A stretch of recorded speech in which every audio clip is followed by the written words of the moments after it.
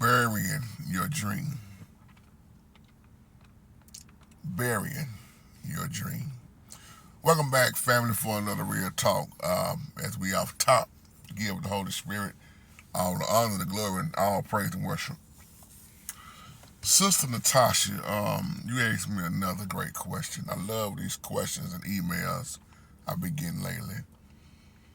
You said, what do I think is another hard thing in life that people just never got over that wasn't successful?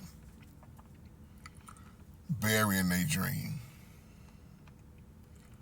It's an old saying that dreams don't always come true. And there are people that worked hard, extremely worked hard. But when they wasn't getting the results they wanted, or unexpected things happen in life, loved ones may have died, you know, they'll say, I had to put my dreams on hold to raise my children. And then they'll say, but I never got back into pursuing my dream. And that makes people fall into depression. I'm not talking about everybody. And I heard people for years say, man, I buried my dreams. I don't have dreams no more. Now I'm too old. But then you see older people who never give up. But I'm still chasing my dream. Sister, I'm still chasing my dream. And I've been saying this for years. In order to succeed, you got to be willing to fail. Failure is a part of success. Just because you fail don't mean you just a total loser.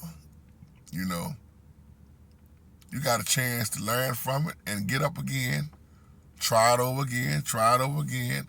You learn something in the process. It's a great learning experience when you fail. Because once again, failure is a part of success.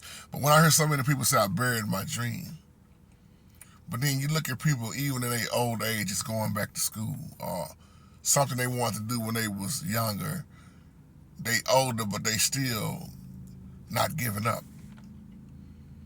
And that is a true saying that dreams don't always come true. But visions do. That's what I love about the Bible. A vision have always came true. And if it ain't happened yet, it will happen. Because that's the word. You can dream about a lot of things, you know. And then according to what you're watching, what you're doing, who you're around, what you're going to, that plays an impact on a lot of what's in your mind and your thought process also, especially who you're hanging around. Because if you hang around people that's always going to say, yeah, I told you, man, it wasn't going to work, or it wasn't going to happen, man, it's just, bro, this is just the way it is, you have to get off and around them kind of people. But when you hear somebody say, I buried my dreams, and the look that they have on their face, man, it's a look you never forget.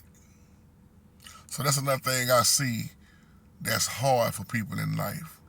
It's a video I looked at, and I'll be through after this. This video is so powerful.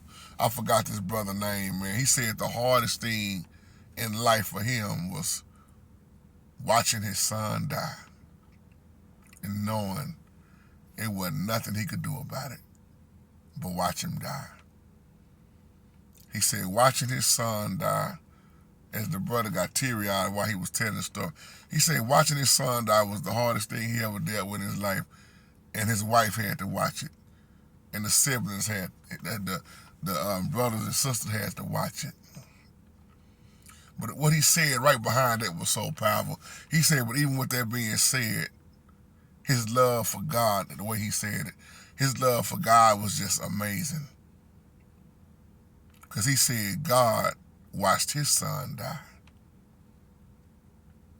But that's why I always say as I close, when a man feels helpless, when a man feels that he is not needed, I've been saying this for years, that man is liable to do anything, especially if that man does not have the Holy Spirit.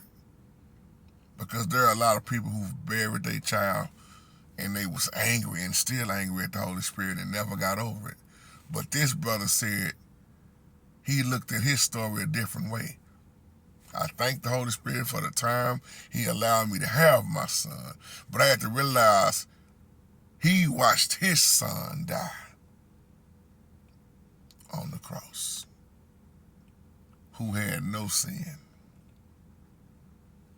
I'll leave on that note. Shalom.